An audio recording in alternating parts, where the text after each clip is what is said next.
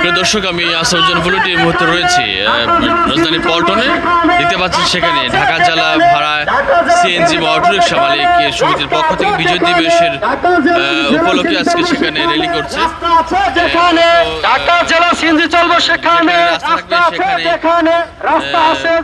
Autorickshaw চলবে, ঠেলাগাড়ি চলবে, CNG চলবে, সবকিছু চলবে। সে মর্মে কিন্তু এখানে একটি পুলিশ নির্যাতন মানি না, মানি না, মানব না। এবং দেখতে পাচ্ছেন যে সিএনজি নিয়ে তারা বিক্ষোভ মিছিল করছে। এবং আজকে বিজয় দিবস উপলক্ষে তারা বলছেন যে সব জায়গায় যে পুলিশের যে হেনস্থা, সেই হেনস্থা শিকার তারা, যারা রাস্তায় অটোরিকশা যারা চলে তাদের জন্য সমস্যা সৃষ্টি করছে। আসলে এই বিজয়ে তাদেরও বিজয় হওয়া উচিত বলে তারা মনে করছেন। যে আজকে দেখতে পাচ্ছেন যে সিএনজি নিয়ে র্যালি করছে, কি হচ্ছে ঢাকা জেলা সিএনজি যারা চালকরা রয়েছে তারা আজকে এই মিছিলটি করছে। কি এখানে কি হচ্ছে? ঢাকার ভিতরে আমাদের ঢাকায় আমাদের ভ্যাট ট্যাক্স সবই দেয়, যারা গ্রামের প্রধান সমান, কিন্তু আমাদের গাড়ি চলতে দেয় না, আমাদের মামলা করে, ডাম্পিং করে, যখন যেটার মধ্যে সেটাই করে। কিন্তু আমরা তো ভ্যাট ট্যাক্স সব সমান দিতেছি। আমাদের রোড তো নিয়ে গেছে কেরানীগঞ্জের ভিতরে তেমন কোনো 11টা রোড, আমাদের রোড সব গেছে। আমরা নিয়ে বৈষম্য মানি না। আমার বিষয়গুলো ঢাকার গাড়িও বাইরে যাক, বাইরের গাড়িও ঢাকায় আসি।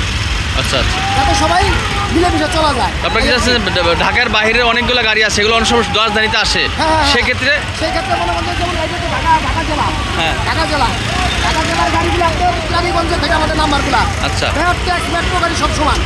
পুলিশ কি অ্যারেস্ট করে এরকম? করে তো করে।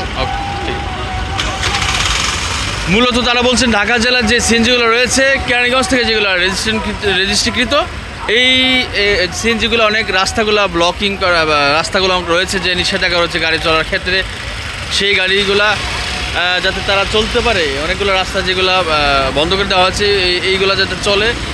এবং অটোরিকশা রয়েছে, অটোরিকশা যাতে চলে, মূলত সেই জন্যই তারা আজকে এই বিজয় দিবস উপলক্ষে তারা আজকে র্যালি করছে। এবং দেখতে পাচ্ছেন সিএনজি, একের পর এক সিএনজি যারা চালক রয়েছে তারা কিন্তু আজকে ভাড়া না ধরে, অর্থাৎ ভাড়া মারছে না, তারা আজকে এই র্যালিতে অংশগ্রহণ করেছে। এটি হচ্ছে শ্রমিক কল্যাণ ফেডারেশনের পক্ষ থেকে কিন্তু এটি এই মুহূর্তে কিন্তু এটি আয়োজন করা হয়েছে।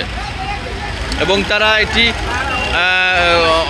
বলল যে আজকে সারাদিন তারা এই র্যালিতেই তারা থাকবেন এবং তাদের যে দাবিগুলা, আমরা তো ব্যানারে দেখতে পাচ্ছেন যে ব্যানারে কিন্তু দাবিগুলা উত্থাপন করে লিখে তারা